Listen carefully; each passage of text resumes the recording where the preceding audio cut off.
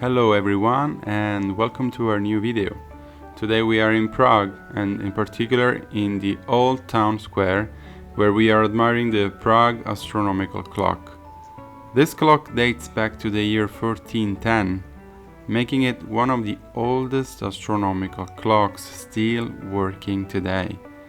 In a few moments we will enjoy a fascinating show that attracts visitors from all over the world, which is called the Walk of the Apostles. The Walk of the Apostles takes place every hour of every day from 9 a.m. to 11 p.m.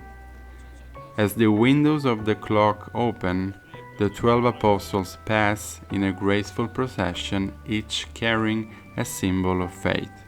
Meanwhile, below the windows, you will be able to see 4 figures animating, each representing something disliked at the time the clock was made.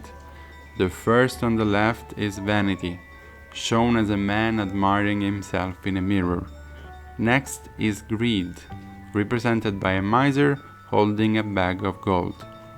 On the right, Death appears as a skeleton striking the hour with a bell. Finally, a Turkish man symbolizes lust and earthly pleasures.